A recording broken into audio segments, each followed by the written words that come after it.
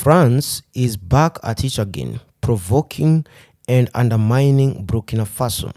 And this time round, they have given international coverage, or what we call media coverage, to an Al-Qaeda leader. So, according to the latest news that have been making headlines across the world, is that Burkina Faso has suspended France 24 over interview with jihadi. And what happened is that this France 24, as most of you know, is the French state-owned media. So it's like the BBC of France, right? Or the DW of France.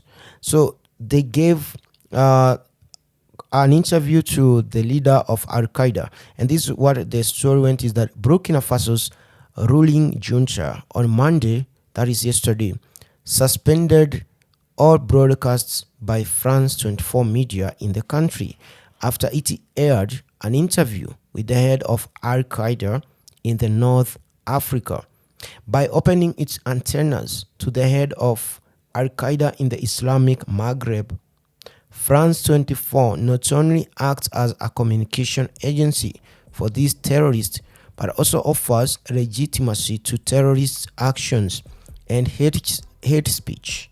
That is what the junta's spokesperson or spokesman said, referring to the interview on March 6 with the head of the Al-Qaeda in West Africa by the name Abu Abeja Yusuf Al-Anan.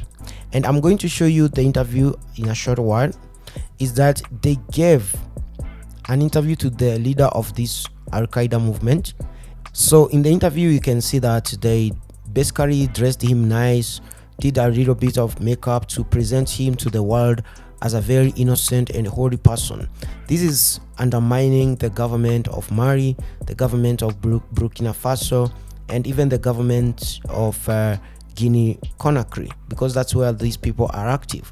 And to those of you who may not know the origin of this Al-Qaeda in West Africa, is that they came from Algeria back in 1988 when Algeria had a civil war. The rebels from the south were Muslims. There were this, of course, almost everyone in Algeria is a Muslim, but this was a branch of Islam called the Sarafi. So they were practicing Sarafism, and they were trying to fight the government. They lost, so they moved south of the country, that is Algeria.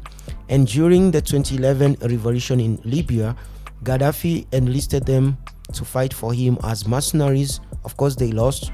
They also now get kicked out of Libya, and they left with all these weapons from Libya and went to settle in northern Mali. And that's when France sent in 9,000 troops to try to deal with them. But instead of dealing with them, they started, trading with them and kind of doing some covert operation with them in the Sahara region. And the soldiers from Mali found out and told the civilian government in Mali, that is the elected government in Mali. So they refused, and that's when we had this coup d'etat from the soldiers. So in Mali, we had coup d'etat led by the likes of Kano Goita. And this, because the jihadis have spread to Burkina Faso, the same thing happened. The soldiers were complaining, but the civilian government was very corrupt, and they also, working for the French government normally. So the soldiers also decided to have a coup, and the first coup happened last year, I think, and the coup leader started softening his stance because France was, putting, pressure on him, because he went to Russia to get help, and Russia came and basically assisted him with the weapons. They gave them about 10, combat helicopters. They gave him a lot of weapons for free. But France didn't like that. So France tried to undermine the Burkina Faso junta, or the military rulers. And the leader of that, military junta started getting, soft. He started listening to France. Then the junior soldiers, junior officers removed him through another coup. So it was a coup inside a coup. And the current leader is a very young military leader who removed his boss from that position. But now today, France has been kicked out from Mali and kicked out from Burkina Faso. And France is trying to find ways to undermine these junior military rulers in Burkina Faso. So that's why they are now funding the Al-Qaeda jihadis in the north to weaken the soldiers. And Russia is coming in to supply the soldiers with the weapons. They have even sent in about 200 Wagner Group military trainers and advisors. And they have also sent about 26 combat helicopters so far, from last year. So France keeps trying to find ways to undermine these people, to undermine the people of Burkina Faso. And that's why now they have used their media to try to give voice to the jihadis. So just imagine an external media, a foreign media in your own country, broadcasting in French or a language your people understand, is giving voice to your enemy. It's like going to a country like now in the case of Afghanistan, when the US troops were there, giving voice to the Taliban. So it's almost the same thing. Or going to Ukraine and giving the Russian soldiers airtime, giving them coverage, or the leader of the Russian soldiers, in this case Putin, giving him international media coverage. So that is unacceptable.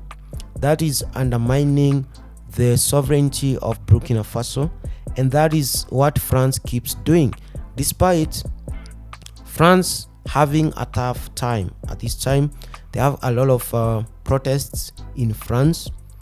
The president of France, Macron, is about to be removed from power through these strikes and protests, but they still have the audacity to come to Africa and undermine a poor West African country, a country part of what we call the Francophone, those former French colonies that still pay, colonial tax to France and still use the French currency or a version of the French currency in West Africa. The money they use there in those French colonies, former French colonies, is printed in France by the French government, and they are told to use it. They also pay tax in the same currency. But now here we have young soldiers trying to change that, and France is trying to undermine them by supporting terrorists, jihadis, giving airtime to jihadis. I can't believe what I'm reading.